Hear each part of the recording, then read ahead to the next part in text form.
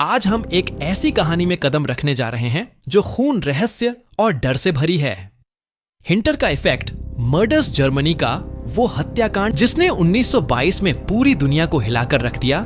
6 लोग, एक परिवार और एक अनसुलझा सवाल। आखिर हत्यारा कौन था? हिंटर जर्मनी का एक छोटा सा फार्म हाउस वो जगह थी जहां ये खौफनाक वारदात हुई। आज 100 साल बाद भी ये कहानी हमें डराती है क्योंकि हत्यारा कभी पकड़ा नहीं गया। तो दोस्तों, इस रहस्य को समझने के लिए हम 5 बड़े पहलुओं को देखेंगे। पहला का बैकग्राउंड, दूसरा हत्याकांड की रात, तीसरा पुलिस जांच और गलतियां, चौथा साजिश की थियरीज और पांचवा इसका प्रभाव। चलो इस डरावनी सैर पर निकलते हैं। हिंटर का बैकग्राउंड। चलो सबसे पहले बात करते हैं हिंटर की। 1922 में हिंटर जर्मनी के बवेरिया इलाके में एक छोटा सा फार्म हाउस था।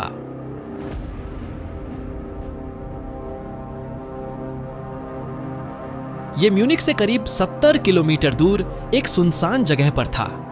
यहां रहता था ग्रूबर परिवार। एंड्रियास ग्रूबर 7 साल, उनकी पत्नी काजिलिया 72 साल, उनकी बेटी विक्टोरिया गैब्रियल 35 साल और विक्टोरिया के 2 बच्चे, काजिलिया जूनियर 7 साल और जोसेफ 2 साल क्नॉइस।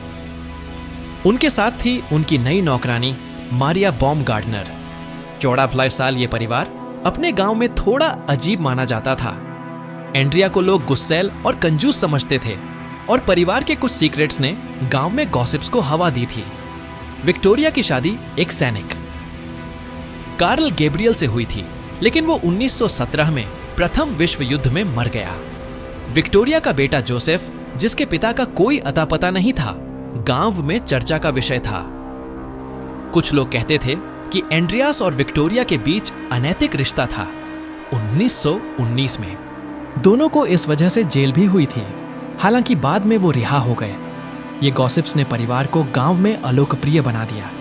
उस वक्त जर्मनी का माहौल भी तनावपूर्ण था। प्रथम विश्व युद्ध हारने के बाद जर्मनी में आर्थिक संकट, अर्थकट और बेरोजगारी थी। लोग निराश और गुस्से में थे और छोटे गांवों में आपसी रंजिशें आम थीं। का फार्म हाउस बहुत सुनसान था। नजदीकी गांव 1.5 किलोमीटर दूर था। इस सुनसान जगह ने हत्यारे को मौका दिया। हत्याकांड से पहले परिवार को कुछ अजीब घटनाएं परेशान कर रही थीं। ने पड़ोसियों को बताया कि उन्हें रात में अजीब आवाजें सुनाई दी, जैसे कोई छत पर चल रहा हो। उन्होंने बर्फ में कुछ अजनबी पैरों के निशान भी देखे जो फार्म हाउस की ओर जा रहे थे, लेकिन वापस नहीं आए। और सबसे अजीब बात, उन्हें एक अखबार मिला जो उनका नहीं था। नौकरानी जो पहले काम करती थी ने 6 महीने पहले डर की वजह से नौकरी छोड़ दी। उसने कहा कि फार्म हाउस में भूत है। ये सब घटनाएं हत्याकांड से पहले का माहौल बनाती है। हत्याकांड की रात, 31 मार्च 1922। अब बात उस खौफनाक रात की 31 मार्च 1922 को में कुछ ऐसा हुआ जिसने इस जगह को हमेशा के लिए बदनाम कर दिया। उस रात परिवार और उनकी नौकरानी की बेरहमी से हत्या कर दी गई। क्नॉइस। पुलिस के मुताबिक हत्यारा सबसे पहले विक्टोरिया को लालच देकर अनाज भंडार में ले गया। वहां उसने एक एक तरह का फावड़ा से विक्टोरिया, एंड्रियास काजिलिया सीनियर और काजिलिया जूनियर को मार डाला। इसके बाद हत्यारा फार्म हाउस में गया और 2 साल के जोसेफ को, जो अपने पालने में सो रहा था, उसी हथियार से मार दिया। नौकरानी मारिया, जो उसी दिन नौकरी पर आई थी, को भी उसके कमरे में मार डाला गया। कांड की क्रूरता डरावनी थी। सभी शिकार के सिर पर कई बार से वार किए गए। विक्टोरिया की खोपड़ी पूरी तरह चकनाचूर थी और काजिलिया जूनियर की लाश से खून टपक रहा था। एक अजीब बात, विक्टोरिया की 7 साल की बेटी काजिलिया जूनियर कुछ घंटों तक जिंदा रही। उसने अपने बाल नोचे। शायद दर्द और डर में ये सोचकर ही रोंगटे खड़े हो जाते हैं। हत्यारे ने क्राइम सीन को छेड़ा नहीं। उसने घर में कुछ भी चोरी नहीं की, हालांकि वहां नकदी और कीमती सामान था। यह सुझाता है कि हत्या का मकसद बदला या निजी रंजिश थी।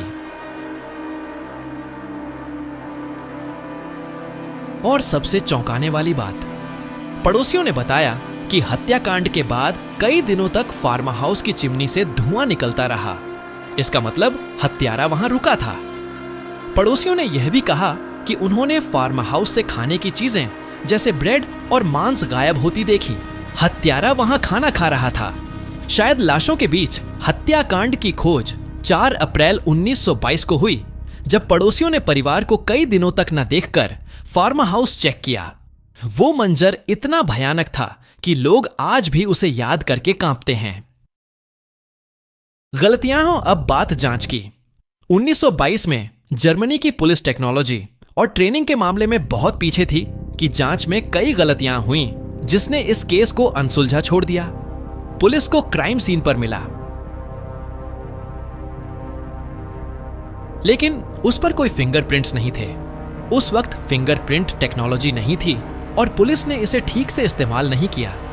क्राइम सीन को प्रोटेक्ट नहीं किया गया। पड़ोसी और गांव वाले फार्म हाउस में आते जाते रहे, जिससे सबूत नष्ट हो गए। कुछ लोगों ने तो लाशों को छुआ भी। पुलिस ने कई संदिग्धों से पूछताछ की।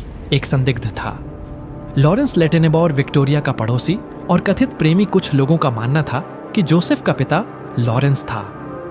लॉरेंस का व्यवहार संदिग्ध था। उसने क्राइम सीन पर सबसे पहले पहुंचकर लाशों को छुआ और कहा कि वो सिर्फ मदद करना चाहता था, लेकिन पुलिस को उस पर शक हुआ। एक और थियरी थी कि हत्यारा कोई बाहरी व्यक्ति था, शायद कोई सैनिक या घुमक्कड़। उस वक्त जर्मनी में युद्ध के बाद कई बेरोजगार सैनिक घूम रहे थे। उसने ये भी जांच की, क्या हत्या परिवार के अंदरूनी झगड़े की वजह से हुई। एंड्रियास और विक्टोरिया की गॉसिप्स ने इस थियरी को हवा दी, लेकिन कोई सबूत नहीं मिला। एक अजीब बात, हत्याकांड के बाद पुलिस को फार्म हाउस में एक चाबी और वो अखबार फिर से मिला, लेकिन इन सुरागों का कोई जवाब नहीं मिला। पुलिस ने कुछ समय बाद जांच बंद कर दी। 1973 में केस फिर से खोला गया, लेकिन तब तक ज्यादातर गवाह मर चुके थे। हिंटरकैफ एक आज भी अनसुलझा है। साजिश की थियरीज। अब बात साजिश की थियरीज की, क्योंकि यह केस रहस्यों से भरा है। सबसे पॉपुलर थियरी है कि लॉरेंस लिटन बाउर हत्यारा था। लोग कहते हैं कि उसका विक्टोरिया से झगड़ा हुआ, शायद जोसेफ की वजह से। एक और थियरी कहती है कि हत्यारा विक्टोरिया का मरा हुआ पति कार्ल गैब्रियल था। कुछ लोग मानते थे कि कार्ल युद्ध में नहीं मरा, बल्कि लौटकर अपनी पत्नी से बदला लिया, लेकिन यह थियरी कमजोर है। कुछ लोग कहते हैं कि हत्यारा कोई सीरियल किलर था जो उस इलाके में घूम रहा था। 1922 में क्नॉइस। जर्मनी में कई अनसुलझे मर्डर हुए जो इस थियरी को सपोर्ट करते हैं। एक और अजीब थियरी है कि हत्याकांड में अलौकिक शक्तियां शामिल थीं। नौकरानी के भूत वाले दावे और अजीब आवाजों ने इस थियरी को हवा दी, लेकिन यह ज्यादातर बकवास है। कुछ लोग मानते हैं कि हत्या पैसे के लिए हुई। ग्रूबर परिवार के पास थोड़ी नकदी थी, लेकिन चोरी ना होने की वजह से यह थियरी कमजोर है। एक और थियरी कहती है कि हत्यारा कोई पड़ोसी था जिसे ग्रूबर परिवार से रंजिश थी। गांव में कई लोग ग्रूवर्स को पसंद नहीं करते थे। पुलिस ने यह भी सोचा कि हत्यारा कोई ऐसा शख्स था जो फार्म हाउस को अच्छे से जानता था, क्योंकि हत्यारा बिना शोर किए बार और घर में घुसा।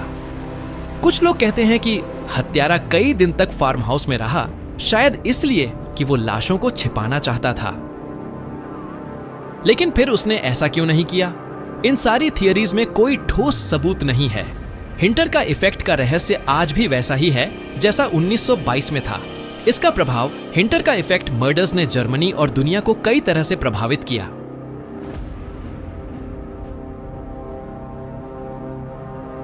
यह केस क्राइम हिस्ट्री का एक आइकॉन बन गया। लोग आज भी इसे जर्मनी का जैक द रिपर कहते हैं। इस हत्याकांड ने पुलिस जांच के तरीकों पर सवाल उठाए। 1922 में फोरेंसिक साइंस बहुत पीछे थी और इस केस ने इसकी जरूरत को उजागर किया। क्नॉइस। हिंटर कैफेक ने लोगों के मन में डर पैदा कर दिया। छोटे गांवों में लोग अपने घरों को और सुरक्षित करने लगे। सुनसान जगहों पर रहना अब डरावना लगता था। इस केस ने पॉपुलर कल्चर को भी प्रभावित किया। कई किताबें, डॉक्यूमेंट्रीज और पॉडकास्ट हिंटर का इफेक्ट पर बने ये रहस्य लोगों को आज भी आकर्षित करता है। जर्मनी में हिंटर का इफेक्ट का फार्म हाउस 1930 में तोड़ दिया गया, लेकिन उस जगह को लोग आज भी हॉन्टेड मानते हैं। इस हत्याकांड ने क्राइम इन्वेस्टिगेशन में नई टेक्नोलॉजी की जरूरत को दिखाया। आज के दौर में डीएनए और फिंगरप्रिंट से शायद ये कि सुलझ जाता, हिंटर कैफे ने लोगों को यह भी सिखाया कि छोटे गांवों में गॉसिप्स और रंजिशें कितनी खतरनाक हो सकती हैं। ग्रूबर परिवार की अलोकप्रियता शायद उनकी मौत की वजह बनी। आज भी क्राइम एंथुसियास्ट ऑनर डिटेक्टिव्स इस केस को सुलझाने की कोशिश करते हैं, लेकिन हर बार वो उसी अंधेरे में खो जाते हैं कि कहानी हमें सिखाती है कि कुछ रहस्य हमेशा अनसुलझे रहते हैं। ये हमें डराता है, लेकिन साथ ही उत्सुक भी बनाता है। भारत का कनेक्शन दोस्तों, हिंटर का इफेक्ट का। भारत से कोई सीधा कनेक्शन नहीं है, लेकिन भारत में भी अनसुलझे क्राइम्स की कहानियों जैसे नोएडा का निठारी कांड हमें हिंटर का इफेक्ट की याद दिलाती है। भारत में क्राइम स्टोरीज और रहस्यमयी घटनाओं को बहुत पसंद किया जाता है। हिंटर का इफेक्ट जैसी कहानियों हमारे पॉडकास्ट और यूट्यूब चैनल्स पर छाई रहती है। ये कहानी हमें सिखाती है कि क्राइम की जांच में सावधानी और टेक्नोलॉजी कितनी जरूरी है। भारत में भी फोरेंसिक साइंस को और मजबूत करने की जरूरत है। भविष्य की संभावना है। क्या हिंटर का रहस्य कभी सुलझेगा? आज की टेक्नोलॉजी जैसे डीएनए टेस्टिंग शायद कुछ जवाब दे सकती है, लेकिन क्राइम सीन के सबूत अब खो चुके हैं। कुछ लोग मानते हैं कि भविष्य में कोई नया सुराग मिल सकता है, शायद कोई पुराना डायरी या पत्र, लेकिन 100 साल बाद यह मुश्किल लगता है। हमें याद दिलाता है कि कुछ सवालों के जवाब शायद कभी ना मिले। लेकिन यह हमें क्राइम और इंसानी मन की गहराई को समझने की कोशिश करने को प्रेरित करता है। एक इमोशनल कहानी, चलो एक इमोशनल बात। काजिलिया जूनियर 7 साल की वो मासूम बच्ची जो हत्याकांड में घायल होकर कुछ घंटों तक जिंदा रही। उसका दर्द और डर सोचकर दिल दहल जाता है। दूसरी कहानी है मारिया बॉमगार्टनर की। वो अपने पहले दिन नौकरी पर आई और उसी रात उसकी जिंदगी खत्म हो गई।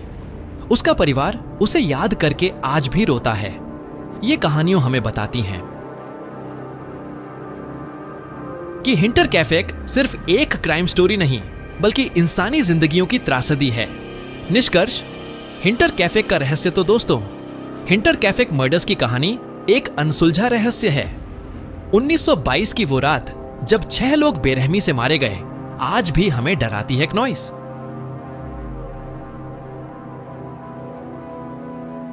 हत्यारा कौन था?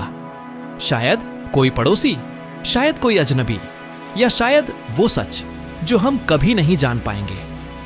हिंटर का इफेक्ट हमें सिखाता है कि इंसानी मन कितना जटिल और खतरनाक हो सकता है। ये कहानी डर, रहस्य और इंसानियत की कमजोरियों की तस्वीर है। तो दोस्तों, आप क्या सोचते हैं? क्या हिंटर का इफेक्ट का रहस्य कभी सुलझेगा, या आपको लगता है कि हत्यारा लॉरेंस था? नीचे कमेंट्स में जरूर बताएं। अगर ये वीडियो पसंद आया तो लाइक, शेयर और सब्सक्राइब करना ना भूलें नॉइस। हमारी प्लेलिस्ट में टाइटैनिक, बरमूडा ट्रायंगल और दुबई जैसे मजेदार वीडियो है, जरूर चेक करें। मिलते हैं अगले वीडियो में, तब तक के लिए नमस्ते।